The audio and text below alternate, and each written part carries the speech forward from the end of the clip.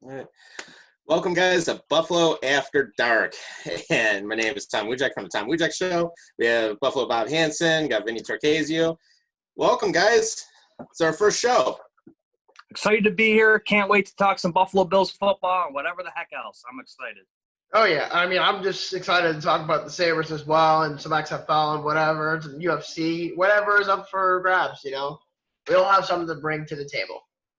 Yeah, this is basically a show that anything goes, so who knows what we'll talk about, but we'll definitely throw some sports, a little bit of anything else in there, and of course, you know, it's 2 hours of fun, so let's get started. In the meantime, just so everyone's aware, too, stay out of downtown tonight. We got protesters.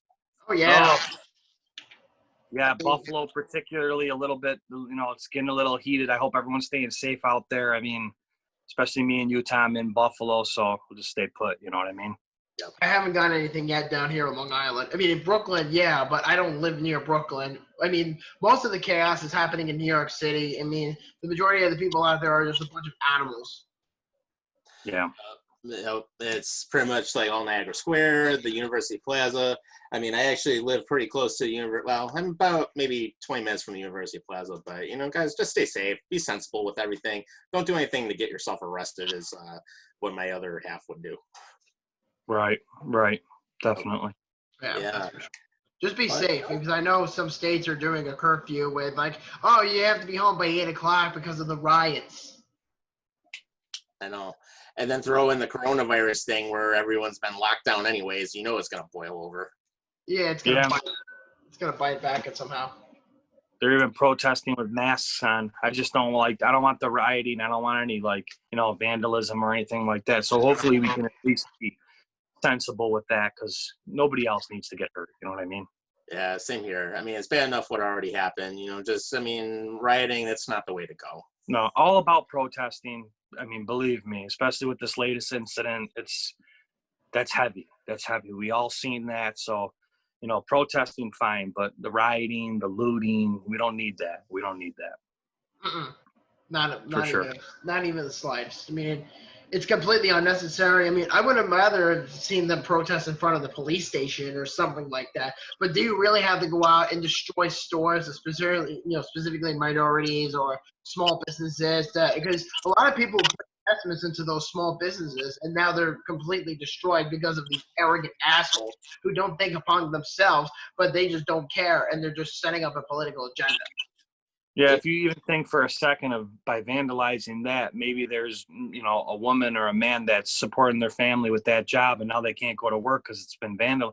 So it just trickles like that, and I wish people would think about that, you know, and just stick to protesting. But you're going to have that no matter what, you know what I mean? So we'll see. Unfortunately, I mean, it happens. We've seen it happen before. And, I mean, just, you know, kind of think about your neighbors, man. I mean, it's, you know, a lot of the small businesses, it's for friends and family. And, I mean, to see some people, like, invest their savings in everything and to see it go down the drain, that's not cool. It's not the right way to do it. No. There's better ways to get the point across. Yeah, Minneapolis was a mess, but to see that it is even potentially starting here in Buffalo, home for us, I know. It's sad. Yeah, sad. And even on the one screen next to me, too, apparently they're burning Los Angeles now, so there's just more and more of it going on. Yeah. I mean, you know, protesting is one thing, rioting, don't even do that. Don't do something to make the situation worse than it already is. Yeah, sure. Yeah, I agree. I mean, you ever just wonder why no Canadian city has rioted yet? I've always wondered about that because you never hear of anything like that over there. You know why? Because they're not a bunch of animals. That's why. And they're too polite not to. Yeah. I mean, even the coronavirus thing, I mean, they were definitely more open to following what was going on. And, I mean, they seem to have gotten through it fairly well. I mean, and a lot of us did here too, but, I mean, even the same thing. I mean, I was just happy to go back to my actual office after being at home for 2 months. Tell me about that. I was happy to go back to work, happy to have some sort of normalcy back, you know, and it's a little annoying because we have to wear masks at our job, which is fine if that's what we got to do. But just hopefully eventually we can get out of that phase, you know. Yeah. And then for me, I was able to go back to work on Wednesday morning, and I got out. I mean, first thing I did was I didn't even have time to put on sunscreen because I work for my local town. I work in Parks and Rec, so the first thing I was able to do was like, okay, guys, let's go. And I had to drive to another park, and I had to weed whack for like 6 hours straight with no sunblock on. So I ended up coming back with like this whole red like look on Yeah, you got a little farmer tan going on, boy. Yeah. It's scary too because I have a permanent farmer's tan on my upper arms. Like it's like dark all around here, but like up here it's like white. Yeah, mine's like that too. It's weird. Yeah. At least your face will turn into a nice tan in a couple days. Right. Or like when it was like when it felt like it was about 100 degrees earlier this week when we had that day where it hit like 92. Oh, was that Tuesday? I think that was Tuesday or I think Monday? it was Tuesday. It was like literally like Tuesday, Wednesday, and Thursday, and then we had those nice storms yesterday and today. We get the nice shock. Like, remember, you're in Buffalo. It's 50 again. It's 50 and breezy. Mm-hmm. Yeah, You know? and then watch, it goes to snow like 2 days later. Oh, jeez. We can't even joke like that because it'll probably happen. Yeah, like it did like that December a couple years ago. We were like in the 70s that one day, and then the next day we had snow and it was like 20 degrees out. Crazy. I can't. Anyway, I've never had that experience, or have I ever heard of snow in May in Buffalo. I mean, I live downstate, so I never really had that experience down here ever. That's for sure. I remember one year. I mean, it was like 30 years ago. I wasn't even alive. I think at one point in the summer in Denver, Colorado, it actually snowed in the middle of July, if I remember correctly. It was like 1980. Yeah. Something like that. Yeah, Denver's spotty. We got a friend out in Denver, and he like I knew before that, but it can be 75, and then the next day it's dumping 3 feet of snow. So that's a crazy place to live. So I believe, I see that happening for sure.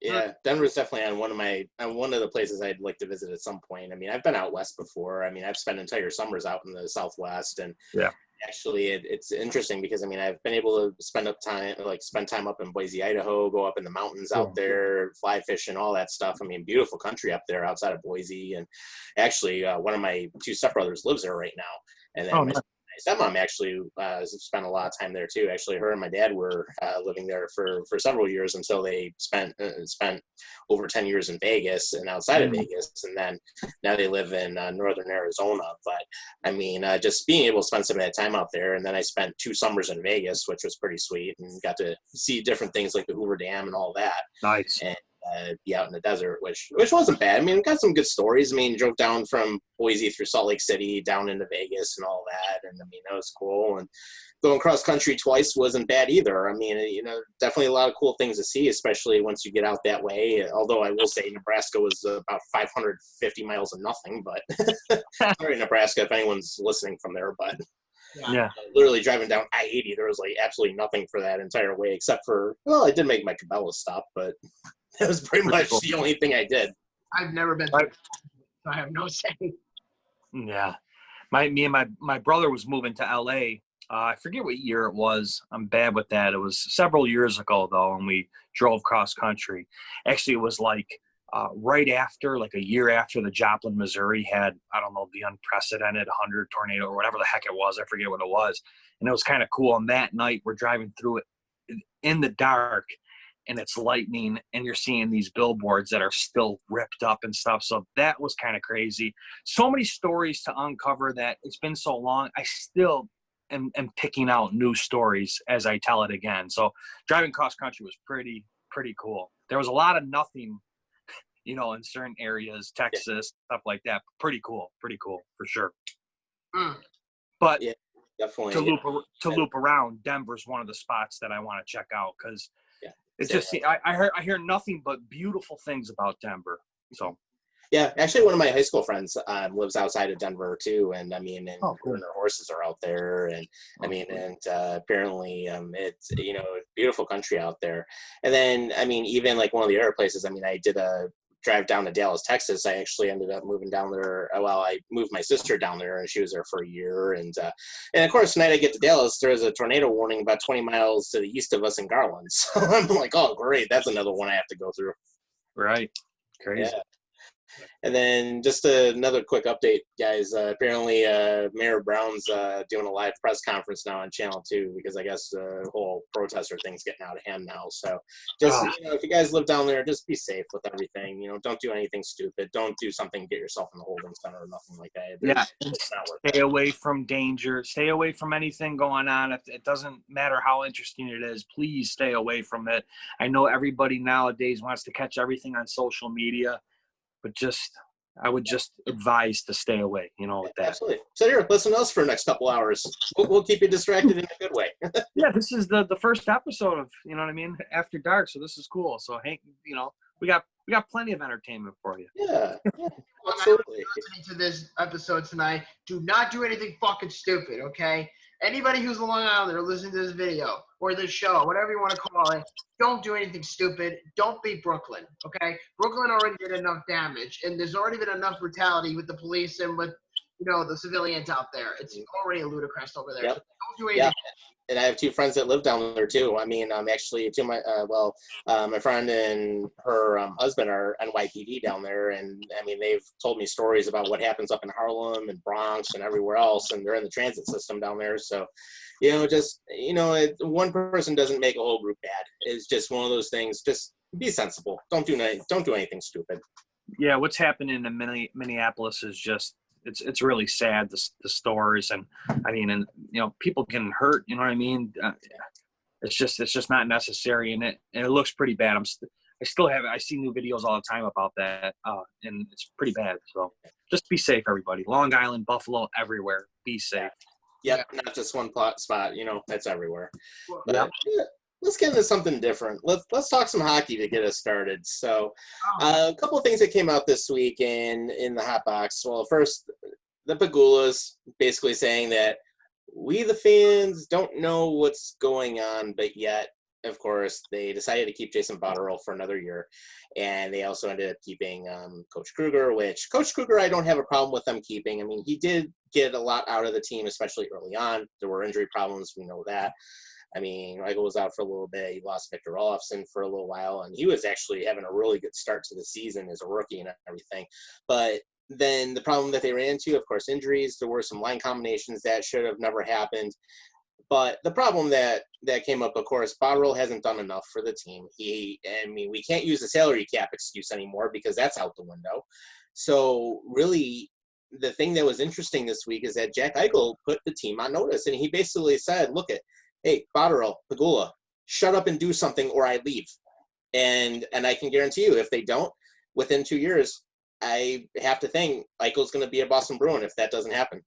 What makes you think of Boston of all places? I understand the homegrown story, but why the hell one thing I don't understand among Sabres fans, and that's including you, is why does everybody assume he's going to go to fucking Boston? Just because you're born there doesn't necessarily mean you're going to go there. Hell, the Bruins don't have enough salary cap to even pay for the damn guy.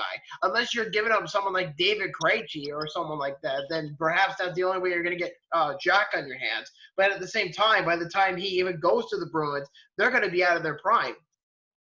Well, I mean, I could totally see them dumping some players for salary. I mean, I could totally see that happen. Maybe you do make a trade with Krejci, but I mean, at the same time, I mean, I would have to think Boston's naturally in the mix. I mean, and they typically, when they've been around, I mean, let's look at their goaltending. I mean, they have some decent depth at the goaltending. They have their decent depth on forwards. I mean, you have several different options that you can go to, especially on your forwards. So, I mean, they're fairly decent. The only thing is that, I mean, you have to think that they are going to trade out. They're going to either trade out or they're going to bring up some of the younger players at some point over the next couple of years. It's bound to happen. Chara's not going to play forever, so that he's going to. So it's one of those things where I could totally see them making some moves to try and land Eichel. Now, is it the only option for him? No, it's definitely not. I mean, you have other teams that could easily try to wheel and deal for him. And, I mean, here's another example. I mean, look at the possibility of Seattle coming into the league over the next couple of years, expansion team. I mean, look at what happened when the NHL brought in Vegas a couple of years ago. They basically did everything to make that team competitive, and they went to Stanley Cup Finals in their first year. So I could totally see something like that being a situation with Seattle where, I mean, they'll take on everybody, and they'll build a team that's competitive right off the start. So that could be another possible option. But I still have to think Boston's on the table, especially knowing what Eichel has done with Boston College and his history of being there, and especially going through the junior leagues and so forth. I have to think it's a natural option for him. I would say so too. And being the high profile star that he is he actually from Boston or is it just Boston College? I don't know. No, he's from North Chelmsford, Massachusetts. Yeah, he's a native. Okay. So I mean, that I think would be a strong point of why he would go there. One, because he can if he wants to probably, and they'll make the room necessary for him because of the star that he is. So, but anyways, just to chime in on that, I think that if he wants to go there, he's there, no problem. If they want him, which he's a star, I would think that they would want him. That would make sense, but I don't know. Who knows? But here's the thing, and I have two issues here. Number one, the whole Seattle talk is bullshit because the only thing I will say about that is the only way that the Sabres get rid of Jack Eichel to go to Seattle is if they put him in the unprotection list, which is not going to happen. He's their best player by a long shot. I mean, it's like putting Alex Ovechkin on the unprotected roster. Would you let him go because he's getting old? Well, Washington's never going to let him go. He'll retire Capital with no problem. Exactly. So what makes you think that Jack Eichel would go to Seattle? And plus, you have to remember something. Jack has 6 years left to his contract for about $10.25 million per season, okay? And his no movement clause doesn't kick in for another 2 years. So no matter how many times Jack will cry about the situation, put it this way and look at it the hard way. Wayne Gretzky, Mario Lemieux, Bobby Orr, all these guys, John Tavares, these guys are all Hall of Famers, except, Tavares and whatever. But you get my point. Joe Sakic, Steve Yzerman, these are all Hall of Fame guys. They didn't make the playoffs in their first 5-6 years. And look at them now. Their legacies are now prevailed on in hockey history. They've won cups. They're in the Hall of Fame. So I think the thing is two things. Jack has never come from a losing culture. He's never lost in any real scenarios. I mean, look at Boston College. It's one of the best schools in the country for hockey. Still is. So for Jack, he's so not used to this whole losing environment. But it's not his fault. He's the one carrying the damn team on his back. And I can understand his frustration. And here's another thing, too, is that if this was Phil Housley or Dan Bilesma, then I think he would have requested trade. But because it's Ralph Kruger, and he's said numerous times, he's praised Ralph from the entire, pandemic that, he would want to have. He was one of the best mentors he's had in his career in the NHL. And he is just basically like, hey, he's here keeping us, around mentally and then trying to keep us composed physically as well. And Jack is training for another 6-7 months of non-hockey for him because if this season were to start again, it would probably be around January. So in the process of all this is that the Sabres are, because they're out, they can talk to the other 6 teams that are not in contention, which is the 3 California teams, the Red Wings, and the Senators. And the Devils. I forgot to mention the Devils. And all 7 of those teams can start negotiating a trade. So they can all contact each other with themselves, but it has to make sense. But as for Jack, like I said, he's too stubborn to leave the team. Because if he meant it, which he has, he's vocally said, listen, get me some help or I'm out of here. And I don't blame the guy, and I wouldn't be upset if he requested a trade because he's too talented to be on this team to begin with. Absolutely. He's the only one that's done anything. Yeah, they got to get goaltending. I mean, goaltending's huge. They just got to get some goaltending. I mean, if growing up as a kid, it's always, it was Hasek, it was Ryan Miller. You know what I mean? So it's like we got to get goaltending. We have to. And I don't blame Michael for being, upset. Like you said, he doesn't come from that losing culture. And I think they need to listen to him a little bit. I don't know as far as what does Kruger think of Botterill? Does anybody know what that's like? Is the chemistry good there? Why is this a bad thing that they kept? I don't know. I would have to think that they get along pretty well. I mean, after all, Botterill brought him in. I mean, we do know that the team likes Kruger for sure. I mean, the players. Kruger for sure. when we look at what came out this week, I mean, Eichel absolutely loves playing for him, and he feels he's a great mentor, and he's actually a leader compared to what we had with Bielsa and with what we had with Housley, which actually that's another thing we can talk about later, the Swedish media incident, which we can fill everybody in from last year, which is a hilarious story to share with everybody, which actually we'll lead into that right after this. But, I mean, when you look at what Risto has said about Kruger, and when you look at what Okposo has said, and several others on the team, I mean, they really like playing for him. So I think, at least in that sense, although has Kruger made the right decisions 100% of the time? No, he hasn't. I mean, let's look at some of the line combos that he ended up doing once Olofsson was out. I mean, there were some combos that made no sense. But at the same time, when you look at how they've played in stretches, especially when they started the season, the midpoint of the season, when they were beating some really good teams, I mean, there is some promise there. And we didn't have that with Housley last year or the last couple of seasons. And we definitely didn't have that with Bielsa. Right. Hey, Bobby, with as simple as of a question as getting a goaltender, is it as simple as that, is what I'm trying to say, you guys think? Or no, because here's the thing. I have three criteria here. The major factor is development, because some goalies are not meant to be number one starters. I mean, Connor Hutton is not a number one. Linus Ullmark is a short-term number one, but he's not a long-term number one. It gives, you know what it is? To me, goalies are over a dozen, dimes. They're diamonds in the rough. That's the big factor here. You don't just wake up one day and say, I want a goalie like Dominik Hasek. I want a goalie like Patrick Waugh. I want a goalie like Marty Brodeur. Those are very hard to come by, and those guys were all born naturally talented. You have to have the right scouting staff. You have to have the right coaches. You have to have the right scouts to develop these guys and just pretty much bring them up from the course. But here's the thing. Buffalo has two prospects goalies in their system that are already in development. You have Ukko-Pekka Luukkonen, who's playing in the Finnish league with the Sudbury Wolves. And then you have Eric Portillo, who was drafted in the 5th round last year out of Finlanda. So he's in development right now. And he was actually, just about a month ago, was training with Henrik Lundqvist. So he's right over there in Finlanda right now with him, just training on how to be an NHL goalie. But UPL, the big factor here is this, is that Botterill has just been waiting 3 years for the cap to dump. And then, on top of all this, wait for UPL to fully develop and then have him come over to North America.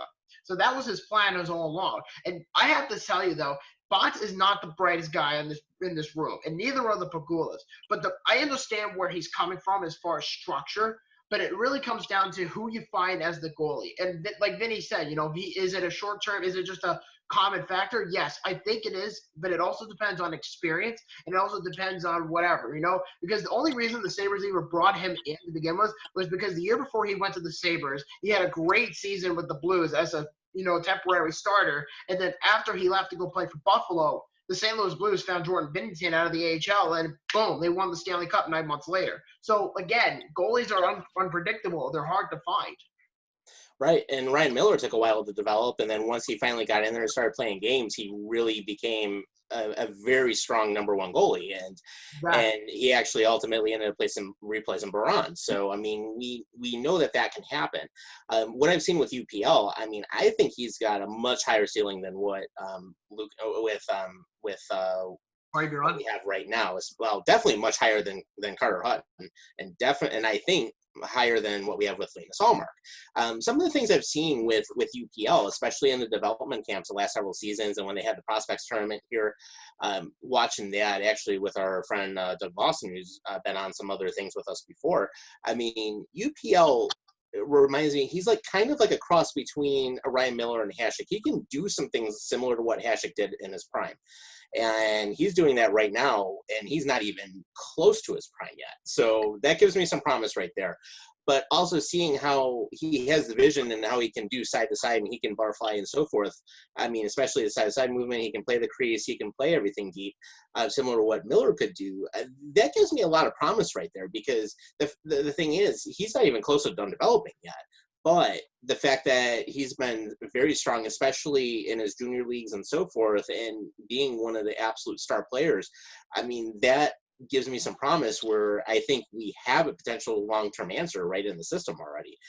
But Hutton, I mean, I'm surprised if we stick with him much longer, because, I mean, honestly, he hasn't done a damn thing to prove that he should stay here. So Tom, would you say that with this up and coming and development, type of goalie, it's good to have a good 1-2 punch? So maybe you don't have your Hasek where you're going the majority of the week and you play, you know what I mean? I don't know how they wrote. So is it just not every other, because I know there's such thing as a rhythm for a goalie, but is it more so that then if we don't have the guy, is it more so? Right. We'd probably have to go goalie by committee in some cases, similar to what we've been doing with the Bills with running back by committee. I mean, it sucks we have to do that right now, but I mean, it's not like when Miller could take 80% of the games throughout the entire 82 games. Right. But I do think for right now, I mean, with what we have in Allmark, I mean, he's the number one starter. I mean, I don't question that at all. Do I think he's the long-term number one starter? I don't think he necessarily is, because I think UPL will probably be the number one starter once he gets up here. I could see it probably being maybe more like a 70-30 split to start, and then eventually UPL starts taking more games. And then this way what happens, it kind of keeps both goalies fresh in the rotation. And then once UPL proves that he can be playing those constant games, then I think what happens is that Allmark becomes expendable. And I mean, depending on when UPL comes up here, I mean, it could be a situation where, I mean, we could trade him off to another, we could trade Allmark off to another team and get some assets in return for him. Well, here's my thinking, is that if the Sabres are very determined to get better, and goaltending is the biggest factor here, because look, they've had defenses that have been okay, but most of the time it's just been below average. I mean, you're not going to win games with Zach Bogosian. You're not going to win games with old washed-up Josh Georges. You're not going to win games with fucking Benoit Pouliot and fucking even Jake McCabe for an extent.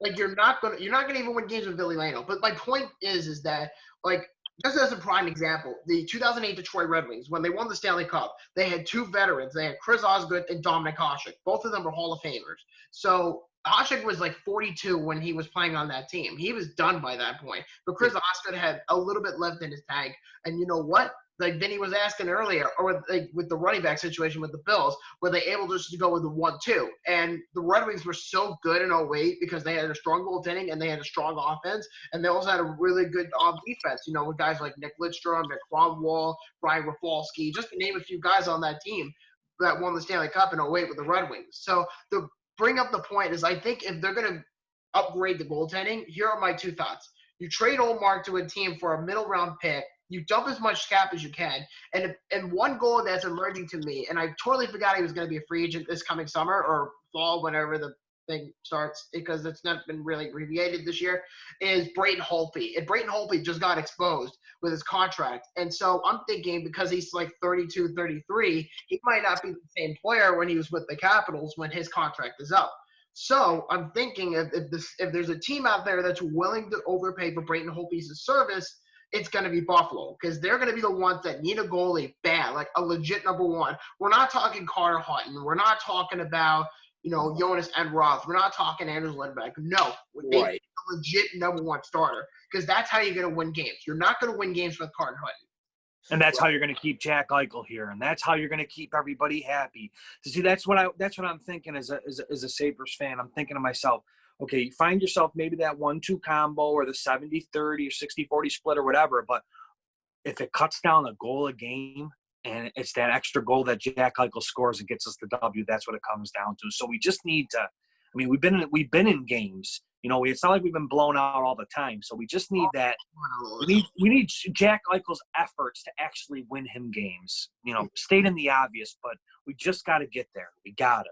Yeah, absolutely. And another player, even like going off to some of the other players that we have in the system, I mean, one of the players that really stood out to me the last couple of years, especially at the prospect tournaments and the rookie camps, is Matej Pekar, who's one of our left wings that's in the system. And I mean, he was just, the way he plays, like honestly, for anyone who remembers when Matt Barnaby was around, where he would just love to people off, Pekar is that type of player. Except the thing is Pekar's taller and he's stronger than Barnaby, and he is not afraid to like go in and just pound people in the corners and drop the gloves. And he was almost fighting people the last couple times I've seen him in the prospects tournament.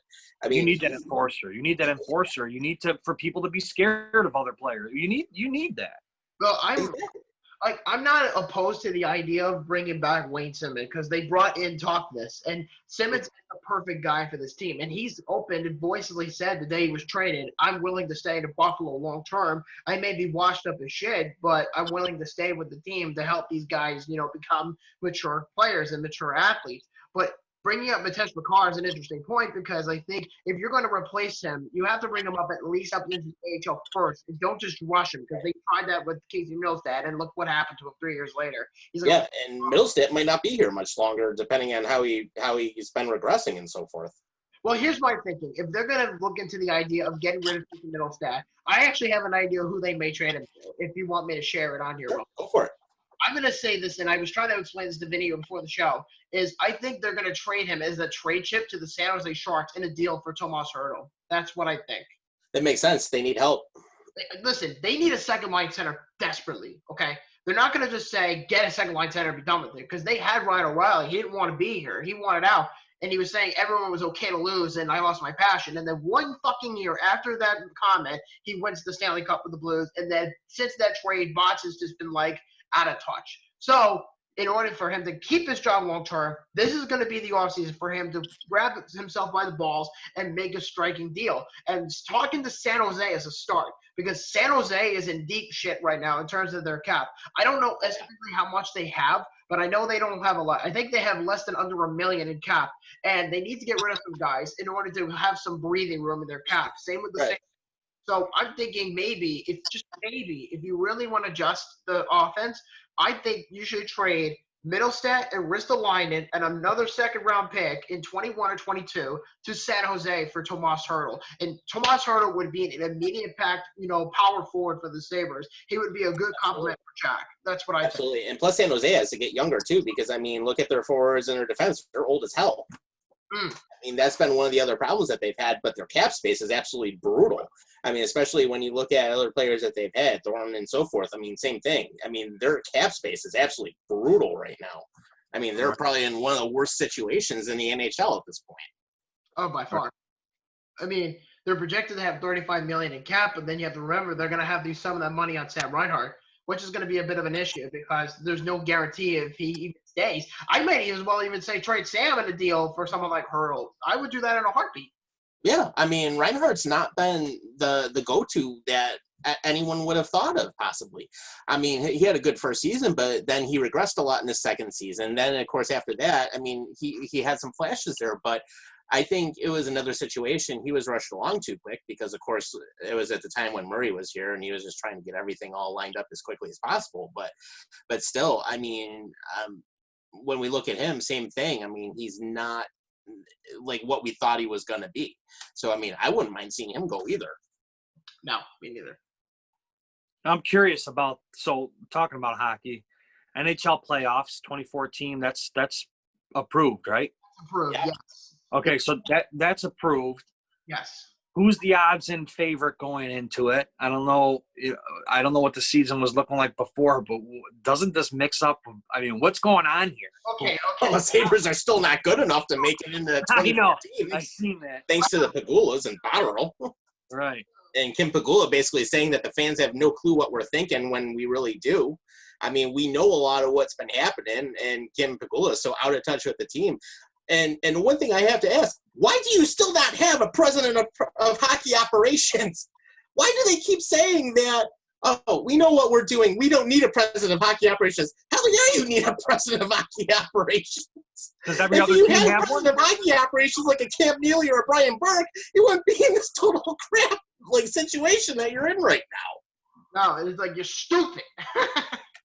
I can't I can say a few four-letter words that I can drop right now too.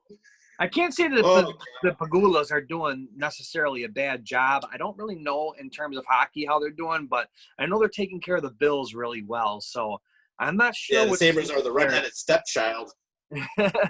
Yeah, exactly. I can poke fun at myself for that too. It's kind of weird. It's like flip-flopping. Growing up, it's like Sabres hockey was always there. It was always, legitimate. And as I got older, when was the last true playoff run? When was that? I'm not good with that.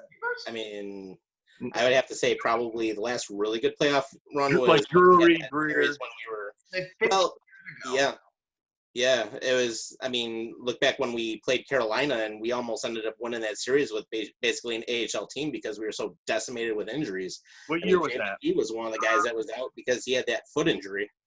It was 05-06, Vinny. But to answer your question about the 2014 playoff format, is the way the NHL described it is it's basically the teams that are in the top 4 seedings are number 1 and number 2 in their each division. So let's say, for example, in the Metropolitan Division, it's the Capitals and the Flyers. So they would get the 1-2. And then in the Atlantic, it would be Tampa, Boston. And then in the Central Division, it was something like St. Louis, Colorado. And then another one is like Dallas and St. Louis, just respectively, and those teams would get first round buys, and everybody else would be in the seed rankings of 5 through 12. So, and it's funny, I actually have that ranking on my phone, so this way I can actually explain this to you a little bit better. So let's say, for example, Vinny, 9 versus 8, the winner of that would play number 1. So in the West, it would be Winnipeg versus Calgary. Winnipeg would be number 9, and Calgary would be number 8. The winner of that game would be best of 5,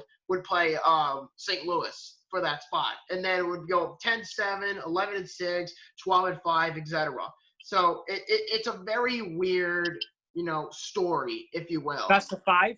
Best of 5 to start? Or yeah, best of 5 to start, and then after that is from the conference finals to the Stanley Cup finals is best of 7. But the only thing that has not been addressed yet is when they start playing in the hub city. And you can clearly cut out Minnesota at this point as far as yeah, and you can cut out Buffalo too. Actually, breaking news: City of Buffalo's under a curfew now, 10:30 p.m. tonight until 7 a.m. Wow. Because of the protesters. I'm getting messages and stuff about some more heavy rioting and stuff like that. So I don't know what's going on, but be safe if you're watching. Absolutely. Sorry to interrupt on that. Go for it. No, I feel like it's necessary to give the news since we're live in it. This is kind of crazy. Yeah, and actually, in more breaking news, now it's all of Erie County, 10:30 p.m. to 7 a.m. under curfew. Wow. I haven't heard any curfews yet on Long Island. I haven't heard anything. Just came out. It was just reported. It looks like Gabrielle Mediak from Channel 4 just reported the countywide curfew, and then our friend Ryan Coggill reported through his site. He actually reported the City of Buffalo one, also reported on WGRZ Channel 2. I'm in some group messages, and I'm hearing it's all over the country. It's starting to be so. It's just kind of seeming a little crazy, huh? Yep. Stay safe, guys. Yeah. Check us out. We'll stay for a while. Yeah. All right, Bobby. Go back to what we were talking about, the 2014 playoff. Yeah, so the answer to your question, Ben, is that normally in the playoffs it would be the 3 seeds of each team in the division, and there would be 2 wild cards, just like in baseball. Right. Yeah, so it would be 1 versus 8, so on and so forth. I hate the NHL format in terms of like the 3 spots and then the wild card because it gets a little confusing at times. The first 2 years I had a hard time understanding it, but after the second year or the third year, I started to get a little bit better into it. So by not this year, but the following year, they're expected to change it to a different format, which I don't know how they're going to do it.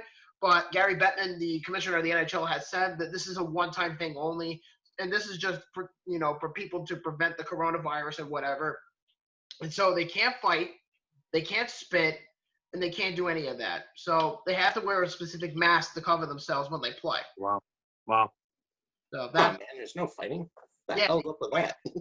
I know it's weird. It is weird because if they're all getting tested, are they getting tested? I'm assuming before. I'm sure they have to. They have to. It's part of their phase 2. Phase 4 is when they're ready to go back and play hockey. But phase 2 is basically that they're allowed to train on the ice, but they can do it without a mask. But if you're in the premise of, let's say, like a training facility in like Ottawa or in another city, you have to wear a mask no matter where you are. Gotcha. Yep. Which I can say, I was tested and I'm totally negative, so I'll put that out there. It's not bad. Good. Just if you get the antibody test, just quick blood draw, you have your results in less than 24 hours. Good, man. I'm glad you're good. Don't do the thumb and don't do the finger prick one either. Actually get the one where they put the needle in the vein. That's actually the real good test. Okay. All right. So, yeah, you can do it at Class. Insurance will cover it. Yeah. So let's shift up the gears a little bit, as I know there's been some stuff about the Buffalo Bills, and I was telling Vinny about this, that apparently people across the United States were saying that Josh Allen has a 23% chance to win the NFL MVP honors, and Kyler Murray has a 14% chance to win it. And I know Vinny has a lot to say about that. Well, I mean, I feel like lately the pressure for Buffalo's kind of been mounting after what Jim Kelly said about the Bills having the AFC East, and it's it should be that way and stuff. So I feel like this MVP talk. I mean, although it's good to be in it, I just hope Buffalo handles the pressure well. I feel like this team will. I feel like Josh Allen's the type of person to almost just go, I'm doing my job regardless. I want to get to that. And if they give me that title MVP down the road, fine, they will. So I'm not really worried about him handling it, but I do feel like there's added pressure. And I love that Kyler Murray's like right behind him there with the MVP votes, because I think they're a dark horse, the Cardinals, for next year. I kind of think they're the Bills of the NFC. I just feel that way, like they're on the rise like that. So, yeah. I possibility, added pressure, but I believe that they're coached well enough to just kind of look past that. But it's cool that we're getting the coverage, because I'd rather get the coverage than not get the coverage of potentially Allen being the MVP. What's next? They're going to win a Super Bowl. I mean, I just can't wait for the first snap. I can't wait. I'm looking forward to it. And what's even more nuts is that if you're following like Twitter or Instagram or whatever, there's clear pictures of evidence that Josh Allen has not only Stephon Diggs, but he has the whole damn band, which is the offense, all working out together. And the guy that's playing defense, that's coordinating all this shit, Davis Webb, of all people, is doing it. Literally, Davis Webb is covering Stephon Diggs. And then the week before that, Stephon Diggs, beat out Chad Ochocinco in a one-on-one match. So that right there pretty much shows, damn, the Bills may have gotten something special. And you know what it is? I believe it's not about how they play on the field that's going to put it together. It's going to be the maturity, and it's going to be the culture of the Bills. And yeah.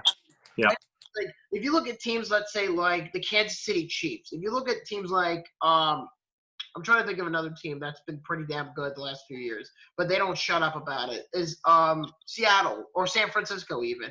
I would say those teams are even. It's hard to say who's really been special, as they say in quotation, because when they say, oh, there's something special brewing, it usually means that they're talking about something long term, like Kansas City, Jose, the Chiefs have a great quarterback. He shuts his mouth and he plays. I mean, the same could be said for Josh Allen. I mean, the reasoning behind it is there, but it's just more of just putting the band together and being sure it's like, listen, I don't care if the Bills ever don't win the Super Bowl with this core, but I do believe they can win one if they're able to build the right pieces. And they're getting pretty close to building a pretty good team, because there's been teams like Indianapolis or Philadelphia that, or even the Vikings, are all saying, there's a group of people that are really, really good, that are special, that could put the pieces together and become a legitimate Super Bowl team. And the Bills are obviously not going to learn this overnight. They have to just progress year by year. Jim Kelly didn't just come out of the NFL or the USFL after he didn't want to play for the Bills. He just said, oh, I'm going to be a Super Bowl contender right away. No, it took him at least 5 years to get him down that road. So right now, Josh Allen's in a pretty big year, because he has to earn his fifth-year option, and let alone the fact that he's on a stacked offense with 2 rookie wide receivers. Well, and like you were saying real quick, it's about the plays that you brought up KC, that Patrick Mahomes makes.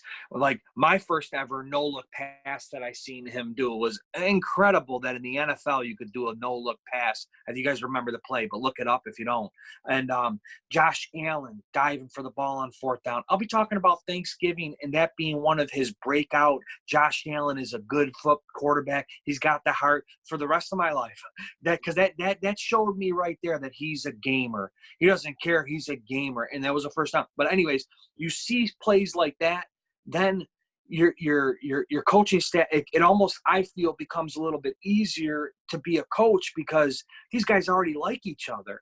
If Tom's the quarterback and he's making plays like that, and we're doing this horns and hooves, I'm working for that dude, Tom. He's kicking ass. Whatever. I'm blood, sweat, and tears for this guy. So with Patrick Mahomes, maybe they don't have the best guy. I mean, they got a pretty loaded roster, but maybe they don't have the best everything. But now they're going to get even better because they see a player like Patrick Mahomes, not 1 year, but 2 years, leading them to a Super Bowl championship. So what separates someone from like Patrick Mahomes from Josh Allen? I don't think too much, because they're all playing for each other, and the quarterback is the main position, and to be solid at that spot is I think what's gonna propel the Bills. So yeah, for sure. And one of the things I've noticed ever since Josh Allen was given the keys to run the team is that he definitely emerged as a leader very quickly, and that's huge. We needed that because Tyrod Taylor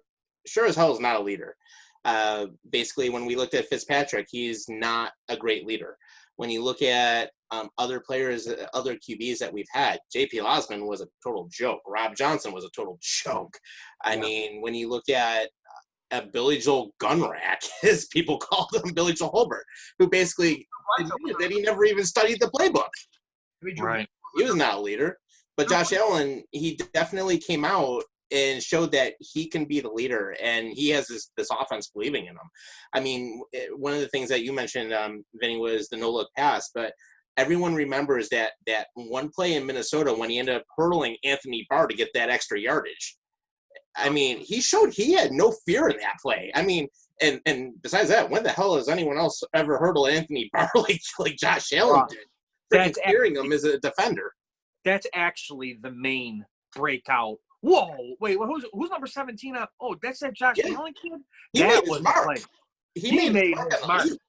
And actually, a little fun fact, when I talked to his dad after the Green Bay game now 2 years ago, we were talking a little bit about that game, and his dad was saying he was at the end of the tunnel and he seen Josh and he was just in tears. Because his son look at the game he had. He scored that didn't he reach out for the touchdown on the corner there too? I mean, that's his signature move. If you play the Buffalo Bills and you're not expecting Josh Allen to find the corner of the end zone, diving with the ball over it, you aren't scout. You don't know Josh Allen, because that's almost his signature play. You know what I mean? Yeah. But it was I would have never thought that he would be the running type mobile quarterback that he's become. I mean, anyone that had looked at him, especially his work in Wyoming, I mean, everyone thought, okay, dude's got an arm, he's big like Ben Roethlisberger, but who would have ever thought that he could run like what we've seen him do? I mean, it's absolutely insane, and he definitely reminds me of Baltimore's QB that ended up coming into the league. Same thing. I mean, very much that mobile QB who can really make those extra yards. Or Robert Griffin III when he first came in before Mike Shanahan totally destroyed his career. I mean, there is still no freaking excuse for why Shanahan played him the way he did in that playoff game. But still, I mean, that's what he reminds me of, like a good Robert Griffin III in his first 2 years. He definitely reminds me of like the arm of Roethlisberger or Brett Favre. He can definitely get there. Yeah. But, kind of going back to it now with who we have on the team, I mean, you have to figure, we have Devin Singletary. You ended up getting Stephon Diggs. I mean, and the two of them started working out right away, which is huge. And then when you look at everyone else that we've brought in, of course, I mean, you have Epineza now on the defense. He's going to help that out. Running back Zach Moss, he's going to be a great complement to Singletary. Gabriel Davis, another wide receiver, that's going to work out pretty well for us. I mean, the bottom line is that Brandon Beane and McDermott really righted the ship, and they put that culture in that we absolutely needed after 17 brutal seasons. They absolutely did it. They've gone to the playoffs the last 2 out of 3 seasons, and even when they were in season 2, they were still in the mix. It's just that they were decimated with injuries, but they were still in the mix, and they still finished out on a pretty positive note. So this team's going places. I mean, now that they've had that taste of the playoffs, I can tell you they want to win that wild card or that first round game, take that next step, get into that second round, be with the elite teams. And then I can just totally see, now that we're in a good cap situation and we have the flexibility, I mean, they're making it a place to play. I mean, people want to come here. Who would have ever thought that Stephon Diggs wanted to be here? Well, I'm glad you brought that up, because I just wanted to transition real quick, Bobby, and I know you got thoughts on this, but that's circling back. That's where I think that the upper management, the coaching staff and all that made the move, why they made the move they did, because I feel like in the first year where it was the injury and he had spots, and the second year, wow, this kid's determined, he's good. It's time. They know it's time. To get someone like Stephon Diggs now, it's time. So right. it's just Beasley and everybody else that we have. Yeah, because what's happening is Beasley and John Brown are falling into their natural spots now. Mm-hmm. They're falling into their natural spots now. Now you have a number one receiver in Stephon Diggs, who, if you watch previous videos, everyone said it. He's a great route runner. He barely drops balls. He's a playmaker. He's one of the best in the league. Not just saying that because he's on the Bills. That's a number one receiver. And you hinted on Zach Moss, and I love that you did that, because I have a feeling, and I'm not writing off Devin Singletary, because we've talked before. I think that Singletary Moss, I think it's a 2 running back league. Yep. Period. Combo. There doesn't need to be a number one running back. If there is, fine. Even Zeke, he needs help. You need 2 running backs. I think Zach Moss is going to be a fun little treat for Allen. And I think they're going to get along real well. Yep. Especially the fact that Moss just loves to pound that ball right up the middle, and he is not afraid to go in and go into coverage. And then you have to figure Singletary is kind of a lot like what we had when we had Shady, where he loves to run outside and he loves to get that separation. I mean, you get that 1-2 combo that we finally are going to have. I mean, kind of like a young Frank Gore, actually, when we had him. Right. I mean, Zach Moss is very much the same way. He loves to pound that rock right up the middle. That's exactly – it's perfect.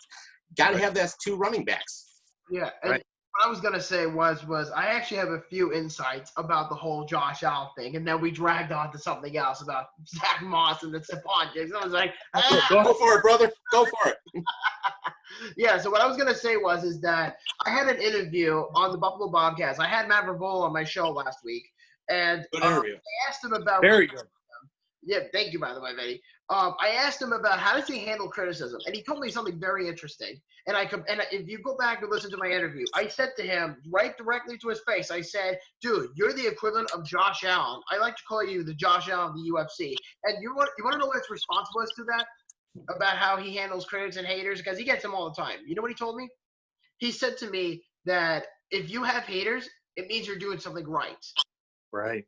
So it was lived by. And that immediately made me think that Josh Allen has all these haters across the league, and he's one of the most polarized QBs in the NFL, without question. And he gets a lot of shit for no reason. He's very talented, but unless you're a fan base like the fucking Dolphins or Jets or even the Patriots, oh god, say something like, "Oh, Josh Allen has no talent. Sam Darnold is better, or Tua Tagovailoa is better." Who gives a shit? But as of right now, Josh Allen's the number 1 QB in that division. And while we're on the topic of Stephon Diggs, I found something very interesting the other day on Built in Buffalo on Instagram. And they posted this on their account, and I wanted to read this to you because a lot of people bring out this false narrative about Stephon Diggs that I knew was there because I knew he wasn't arrogant. Because everybody said, "Oh, he's a diva. He's this, he's that." I said, "No, that's not him. It's Kirk Cousins. He's a fucking douche." But I want to read this to you guys because I think this is a very interesting insight. Go for it. It says right here in quote, and this is a pretty mild paragraph, so just bear with me here. It says, in quote, from Mike Zimmer, Stephon worked extremely hard. He practices like crazy. He wants the ball like all receivers do. The Minnesota Vikings insisted that Diggs wasn't traded because he was a problem in the locker room. He was sent to the Bills this offseason by the Vikings for a first and other draft competitions, ending his polarization relationship with the team. And Mike Zimmer went to his former first-round wideout, defending Diggs, amid the idea that the Vikings wanting to distance themselves from him because of the locker room issues. He said, really, if you said something was a pain in the ass, you probably wouldn't say him. And then he went on the Rich Eisen show, by the way, saying this. I've been around way worse guys than him, and I hope he does have a great career and finishes up strongly. Honestly, Diggs did not have to go. We really didn't have any intention of trading him, quite honestly. He put out a couple of tweets, and there were some things going on there. But Stephon worked extremely hard and practiced like crazy. Yeah. I never questioned that. I never questioned that, hey, can you be frustrated you're not getting the ball? Imagine being Stephon Diggs and you're not getting the ball and your team's losing and you've been waiting not to say it, but you have to eventually. And I never questioned his character, but, it wasn't a good fit for him. And he's getting a fresh start here in Buffalo. That's all I know now. And I think this couldn't be a better – knowing what we know about Buffalo, this couldn't be a better restart for an NFL receiver. It couldn't be. Yeah. Josh Allen's got one of the strongest arms, if not the – I don't want to say the because I don't know. He has to have one of the top 2 or 3 like strongest top arms. 3, top 4 maybe. Yeah. Can I just interrupt you for 1 minute? Absolutely. I apologize. I just want to say real quick, and this is coming out of Rochester. There's reports now saying that security from the zoo in Rochester are saying that the animals have gotten loose and possible lions roaming around Rochester. Oh my God. Jeez. And they got to the lions back. And well, actually, they have to get them, but there are other animals out there too. They're saying gorillas, tigers, bears, and all that. Oh my God, this is like the fucking Ohio massacre from like 10 years ago. If it was on that show Fatal Attractions, where the guy had all those animals and then he let them go and he shot himself in the face or whatever because his wife had a bear and some crazy shit. Yeah. It's a very interesting story, but you'll see. It reminds me of Tiger King as well. But actually, to build off of that real quick too. Another riot. This is coming out of roaming around Rochester. Yeah, this is actually coming out of 13 Wham in Rochester right now too. There's basically there's a huge curfew in effect now in Monroe County, and apparently the protests erupted to the point where there's a bunch of fires and a lot of stuff going on over there. And same situation. In fact, right here in Buffalo too, they're showing on our channel too that a lot of things have become very violent down on the lower west side where Niagara Square is. So, and apparently Seattle now there's stuff on fire, and it's a lot of the major cities, and you know, it's nuts. I mean, I'll keep an eye on some of the other stuff because I have 3 screens in my spot right now, so I'll keep an eye on some of that stuff. But not only will we talk NHL, Buffalo Sabres, and Buffalo Bills sports, we'll also bring you up the blotter of what's going on in this craziness. Yeah. In fact, Monroe County's curfew went into effect at 9 p.m. because of everything going on over there. And and apparently they're looting businesses out there just like they were doing here in Buffalo too. Same thing. And apparently there was at least one store that was set on fire out in Rochester, out on Lake Avenue near Lexington, which is right near the river over there. Jeez. Getting crazy. And actually, here's another thing that just came out, too, out of Rochester. Police cars and a SWAT truck are blocking all entrances to the Grease Ridge Mall, which is right off of Route 104. And I know exactly where it is. I've been there before. Countywide curfew is now in effect, and they're anticipating that there's probably going to be some looters trying to get into the Grease Ridge Mall. That's a big mall. I mean, that's a very, very highly business area out there. Yeah, actually, the animal report loose thing was false, actually, and this is according to Jay Gardner of Gardner for photography.net. He was at the scene, and there's no truth of the animals floating around outside of Rochester. Yeah, So, you would imagine that there's some people reporting fake stuff, you know, for sure. So, okay. Good clarification. Good clarification. There's no roaming lions right now in Rochester. Yeah, so you guys are okay on that. But this is also coming out of Rochester now, too. If you're in the Irondequoit area, which is East Ridge Road, there's a bunch of businesses that are getting looted on the other side of Irondequoit Bay. So definitely, you know, stay indoors. Yeah, for sure. Hey, guys, heading back to the Bills real quick. Did you guys see it was on Facebook. I think it was a Bills Mafia group. Did you guys see the red helmets with the 90s uniform and Josh Allen had it on? Obviously, it was Photoshopped. Did you see that? Yeah, What'd you guys think of that? What'd you guys think of that? I don't really like it. No? No, not really. I have no issue with it. Yeah, me neither. I like that throwback. Me too. You know, I kind of been dying for them to have it back. My dad said the same thing as Bobby. My dad said, no. But I kind of like it. I kind of like it. Revive that 90s Super Bowl. See, when I think of 90s, some people think like, oh, I don't. Like, I just seen the first or the 4 seasons of the Super Bowl. Every game, all the way to the Super Bowl, it was like $284. I was thinking about getting it, and people are like, I won't waste my money. Why go back? And I mean, that's history right there. I would love to have that, to watch that, despite losing 4 in a row. To have 4 seasons where you're making the Super Bowl, I mean, come on. So to restore that jersey a little bit, and maybe we feel like it's right here in Buffalo, maybe it's time to bring that back. I'm not saying permanently, because I do like the white helmet right there. I like it for sure. But the red helmet is, especially with the speed flex, it's not just the classic shell anymore. You know, me and helmets. I would love to see that. I'd love to see that. Well, here's my thinking. If the Bills are going to do any sort of throwback, here's my consideration.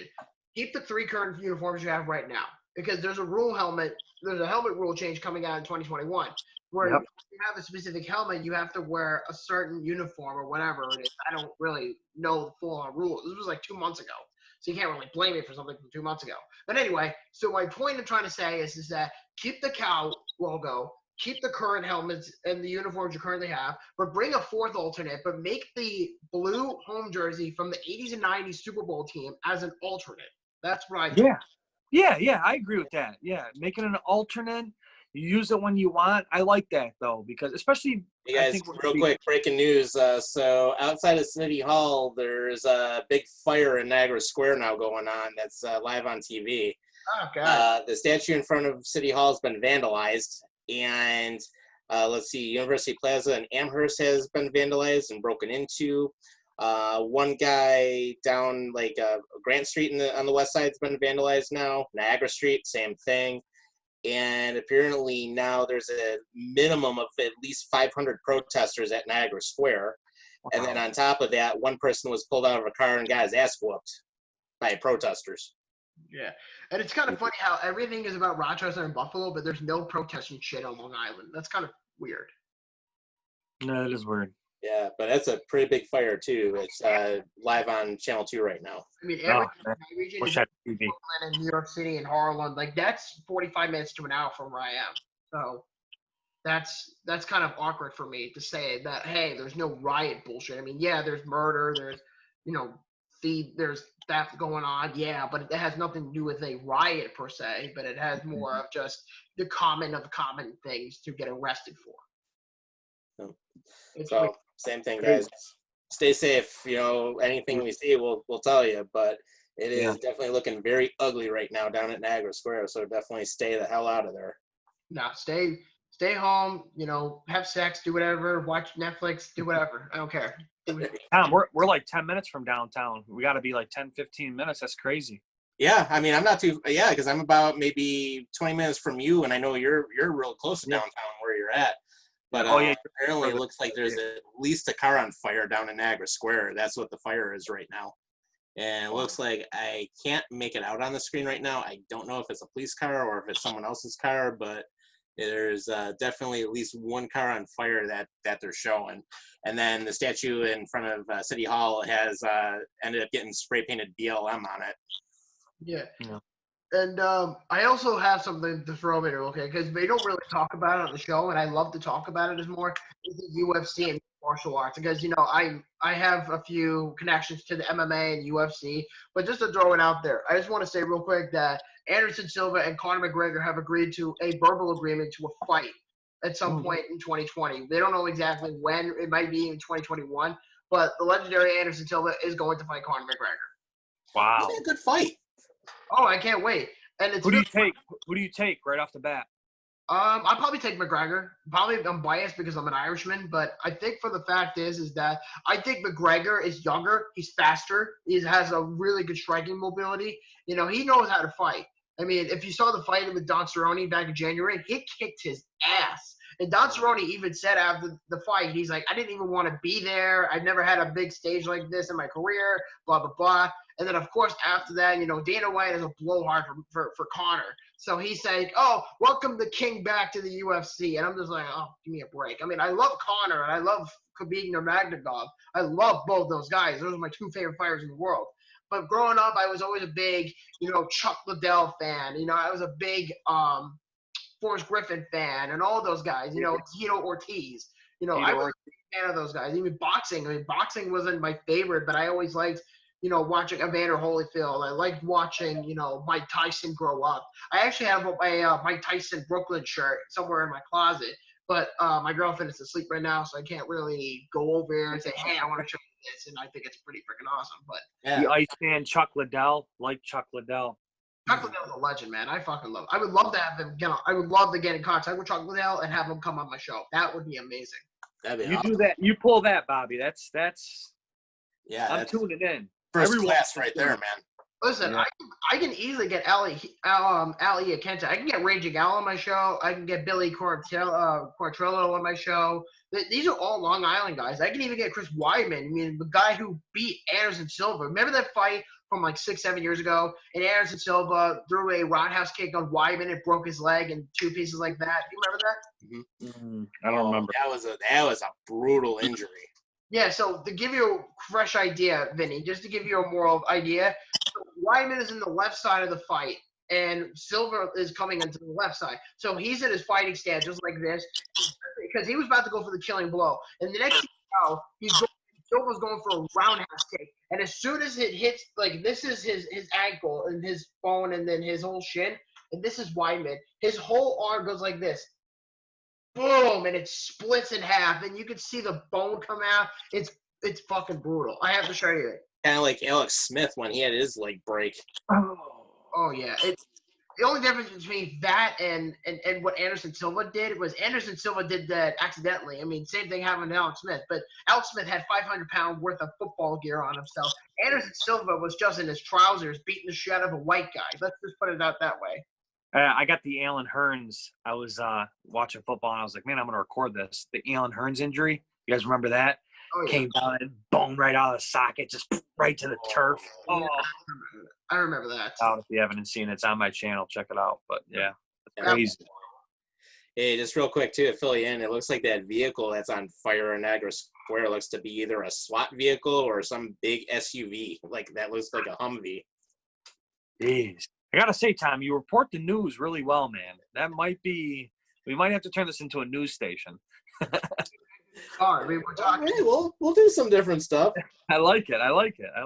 Yeah, but no, I just got it up on the other screen. I have 3 screens in my little studio space here. So I actually have it up on the one, and then I have like stats and stuff on the other, and then of course I have you guys on the other. So yeah, you're loaded, man. You're the epicenter. You got it all. That's awesome. Good stuff. Yeah, it's like literally like, let's see, probably about almost 70 inches of screens combined or something in this space.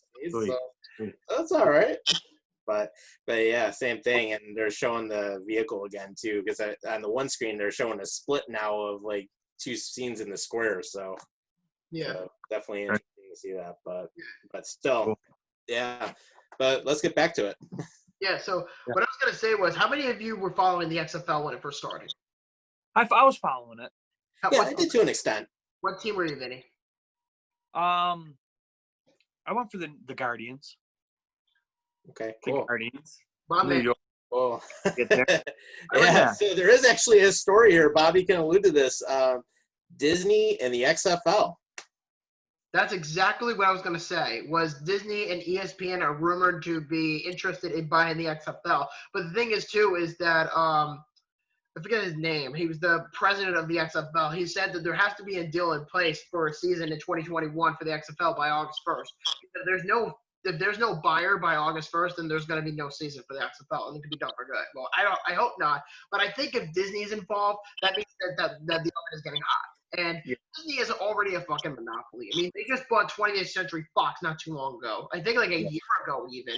They bought all of the products from there, and they're trying to reboot everything into their own. You know, like Alien and Predator and The Simpsons. I mean, yeah, the show goes on and on and on. I mean, you don't get much safer than Disney. You don't get much safer than. And then of course now how Fox is with the WWE, and there's possible talks of even that being sold. I mean, they're buying up everything. Just real quick too, it looks like a gas tank exploded in that vehicle on fire because there was a big ass fireball that just shot up. Gee. Oh, you're watching it live? Yeah, and it just erupted again too. So it looks like, it's ugly, man. And the cops are just being forced to walk backwards because the protesters are advancing again. Nice, yeah, that's crazy. Yeah, and just to give you a quick heads up, guys, Gilbert Burns versus Tyrone Woodley is going to be up in about 45 minutes for those who are interested in watching that fight. Oh, yeah, that's right. Yeah, cool. kind of going back to boxing, actually, in a way, too. Like, anyone remember when boxing used to be on HBO on Saturday nights?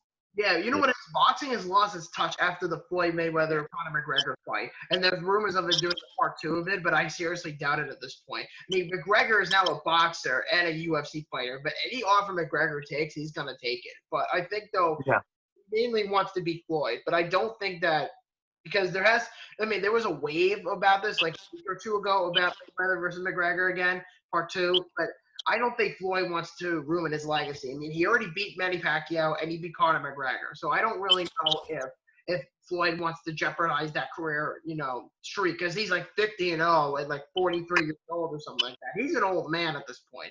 He can barely throw a punch on the side of a barn, and I know that that's just being malnourished.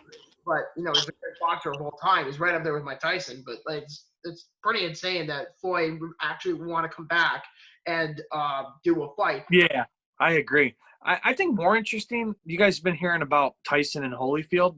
Yeah, I was going to talk about that. They're going to possibly go at it again. We're talking about when it was good. That's when it was good. So that'd be sweet. I seen both of them. You've seen the clips, I'm sure, of each one of them. And Holyfield, he looks slower. He's going to get his butt whooped, whatever. I mean, he still looks in shape, but Tyson does look like an absolute animal. I'm excited for that for sure.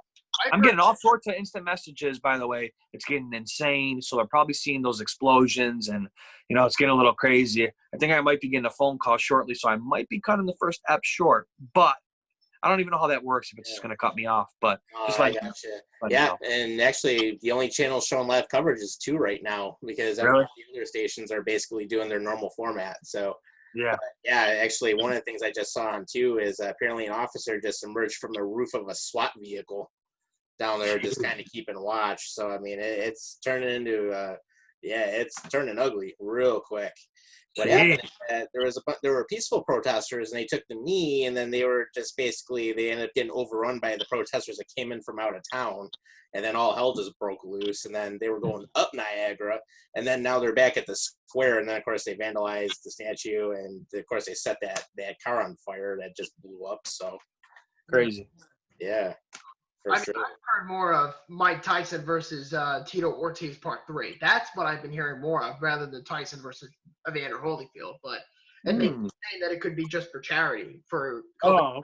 That's what I heard. But I don't know for a fact if it's going to happen. But it would be really nice to see Mike Tyson come out of retirement and do that again. It's like I'd love that, charity or not. For sure. It's like trying to bring back, Chuck Liddell to have one more, fight in the UFC and the Octagon against someone like, I don't know, Forrest Griffin or something like that. I mean, the Iceman's had a lot of big rivalries back in the day. Here you go. It's actually a Ford E350 van that ended up blowing up because now they have a really good close-up of what's left of the vehicle. God bless those families. Those are big cargo vans, guys. God bless those guys.